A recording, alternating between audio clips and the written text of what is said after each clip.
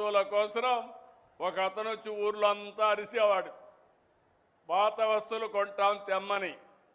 అప్పుడు మనం పాత వస్తువులు ఇస్తే తిరిగి వస్తువులు ఇచ్చేవారు. అవునా కాదా? జ్ఞాపకం ఉన్నాయా? పాత రోజులు జ్ఞాపకం ఉన్నాయంటే చేలు పైకెత్తండి. దాన్నే ఇప్పుడు తీసుకొచ్చాం. స్వచ్ఛ రథాన్ని పంపించి మీరు పాత వస్తువులన్నీ ఇస్తే తిరిగి కొత్త వస్తువులు మీకు ఇచ్చే కార్యక్రమం చేశాం. దీంట్లో కూడా మీరు చూసే ఒక 8 కోట్లు వచ్చాయి. ఇప్పటికే డబ్బులు అంటే మీకు అది ఇచ్చిన తర్వాత నా ఆలోచన ఒకటి, కొత్తగా గ్రీన్ షాపులు కూడా పెడుతున్నాం. మీరు ఎవరైనా కానీ ఈ రథం వచ్చే వరకు లేట్ అవుతుందంటే మీ దగ్గర గ్రీన్ షాపుకి పోయి ఇవన్నీ వాళ్ళకి ఇచ్చి తిరిగి మీకు ఏం కావాలో తీసుకునే పరిస్థితి వస్తుంది. అన్ని గ్రామాల్లో మ్యాజిక్ డ్రైన్లు పెడుతున్నాం. ఇంటింటి కొళాయి ద్వారా నీళ్లు ఇస్తాం. మరుగుదొడ్డి మన ఆత్మ గౌరవం. ప్రతి ఒక్క ఇంటికి మరుగుదొడ్డి ఉండాలి. రెండోది, బయట పోయినప్పుడు కూడా మీరు మరుగుదొడ్డి వాడాలి. పబ్లిక్ టాయిలెట్స్ వాడాల్సిన అవసరం ఉంది. ప్రతి ఒక్క ఊరికి సీసీ రోడ్ ఇస్తాం. తొందరలోనే ఈ ప్రాంతానికి పిఎన్జి గ్యాస్ కూడా వస్తుంది. ఇంటికి ప్రతి ఒక్కరు కరెంట్ ఎట తీసుకుంటామో అదే విధంగా గ్యాస్ కూడా పైప్ ద్వారా ఇచ్చే కార్యక్రమాన్ని తీసుకొస్తాం. ఇలాంటివన్నీ ఇచ్చి ఈరోజు మీరు చూస్తే స్వచ్ఛ పదం, ఇంకో పక్క నేను చూస్తున్నాను మనలో ఒక ఆలోచన ఉంది, ఇల్లు నాది క్లీన్ చేస్తాను, చెత్త ఎక్కడ వేస్తానంటే రోడ్డు మీద వేస్తాను.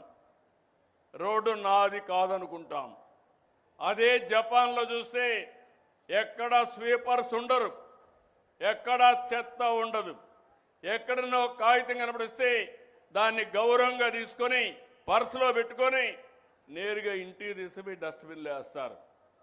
అలాంటి సంస్కృతి రావాలని నా కోరిక. చేస్తామని చెప్పవలసిన బాధ్యత మీ అందరి పైన ఉంది. ఈ మధ్య నేను ఎక్కడికి వచ్చినా ఒకప్పుడైతే ఇంకా భయంకరంగా ఉండేది. నేను పాదయాత్ర కూడా చేశాను సమైక్య ఆంధ్రప్రదేశ్లో. ఆ రోజుట్లో ఏ ఊరికి పోయినా నాకు మొట్టమొదటి స్వాగతం ఇచ్చింది టాయిలెట్ స్వాగతం ఇచ్చేటివి రోడ్డంతా. ఇంకో పక్క చెత్తే నాకు స్వాగతం ఇచ్చేది. అప్పటి నుంచి నా ఆలోచనలో మార్పు వచ్చింది. ఒక రోజున పరిశుభ్రమైన గ్రామాలుగా తయారు చేయాలనేది నా సంకల్పంగా నేను తీసుకున్నానని మీ అందరికీ తెలియజేస్తున్నా. దీనికి స్వచ్ఛ పదం పెట్టి ఎక్కడ రోడ్డు పక్కన ఎక్కడ ఊరికి అవతల కూడా కాగితాలుంటే అవన్నీ కూడా ఏరే బాధ్యత అప్పచెప్పాను. ఐటీసీ ద్వారా ఓ అనే కార్యక్రమం పెట్టి పిల్లల పాత పుస్తకాలు ఇస్తే కొత్త పుస్తకాలు ఇచ్చే కార్యక్రమానికి కూడా శ్రీకారం చుట్టాం. నెల్లూరు, అనకాపల్లి, చిత్తూరులో సర్క్యులర్ ఎకానమీ, చెత్త నుంచి సంపద సృష్టించడానికి పార్కులే ఎస్టాబ్లిష్ చేశాం.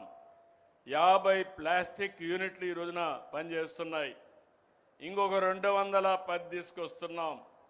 ఏ ఒక్క వ్యక్తి కూడా ఒకటే కోరుతున్నాను, సింగిల్ యూజ్డ్ ప్లాస్టిక్ని మనం బ్యాన్ చేయాల్సిన అవసరం ఉంది.